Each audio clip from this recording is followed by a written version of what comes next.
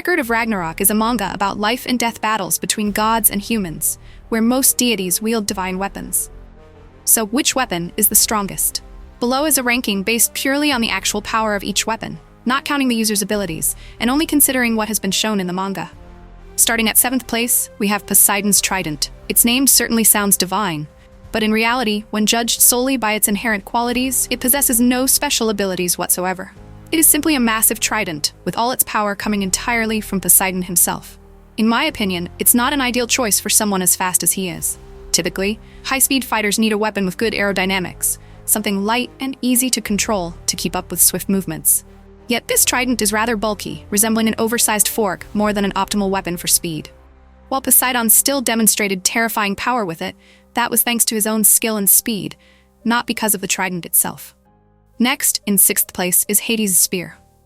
Unfortunately, it suffers from the same issue as Poseidon's weapon. Aside from being strong when wielded, it has no inherent special abilities. The only advantage that places it above the trident is its better aerodynamic design. Its pointed head makes it easier to pierce through targets and handle, functioning more like a proper battle spear. This suits a more versatile fighting style compared to Poseidon. However, if we disregard this handling advantage, the two weapons are nearly equal in performance and could easily swap positions on the list. Some might bring up the spear's equodermis form, but I'm not counting that, since it can only be activated using Hades' blood, meaning it's not an innate power of the weapon. Moving on to 5th place, we have Hades' staff, wielded by Beelzebub. While it may not be a traditional divine weapon in appearance, looking more like a ceremonial staff than a combat tool, it can greatly amplify the wielder's power in battle. This is a huge advantage, especially for Beelzebub, whose resonance ability makes his attacks far more destructive when combined with the staff.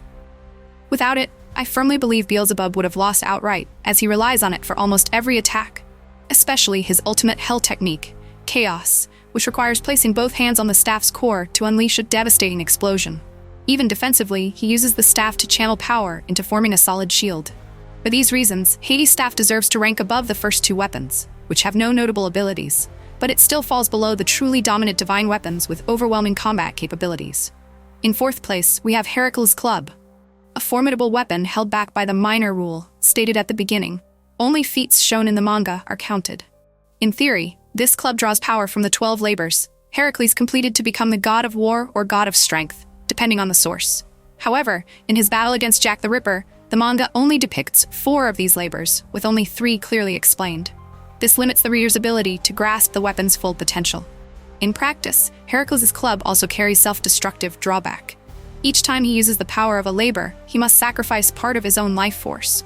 For example, the Cretan bull labor, which he intended to use against Jack before Jack unleashed his Big Ben move, is never clearly shown in terms of ability. Because the full power of all 12 labors is never displayed in the manga, the club is ranked lower than its real-world potential might warrant. Even so, with just what we've seen, it remains an impressive weapon, one worthy of a place among the top divine weapons.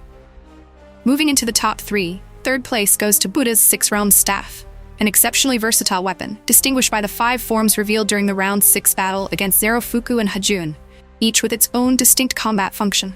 The only unfortunate detail is that the final form, the Naraka, Hell Realm, has yet to be shown, leaving fans deeply curious. Heaven Realm, Lokapala, transforms the staff into a halberd, increasing attack range and improving strike precision, highly effective against opponents who keep their distance.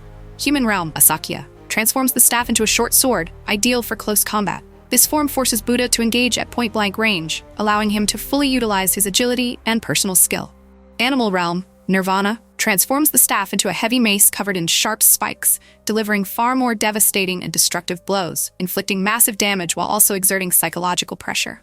Asura Realm, Anza, nearly turns the staff into a massive, extremely sturdy shield, protecting Buddha from almost any attack.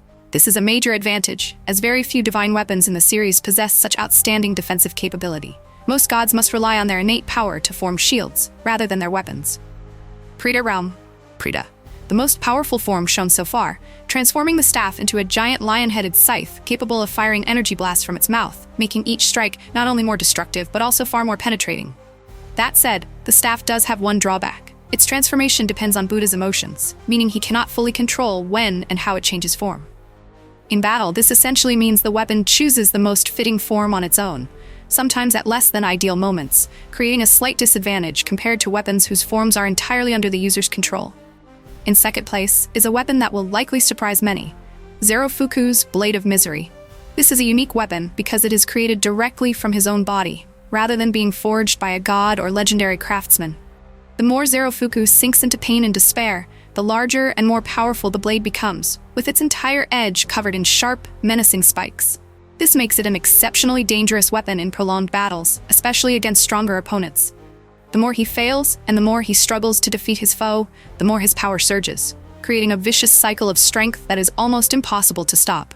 What's truly terrifying is that Zerofuku can change the Blade of Misery's form completely at will, without any special conditions. He can transform it as many times as he likes, in any way his imagination allows. At one point, he enlarges the blade to nearly engulf the entire Ragnarok arena, restricting the battlefield and forcing his opponent into a position where evasion becomes nearly impossible.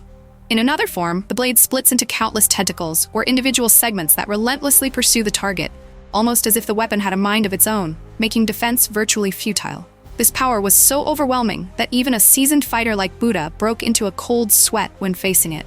However, no matter how terrifying it may be, the Blade of Misery still cannot surpass the number one spot, Mjolnir, Thor's legendary hammer.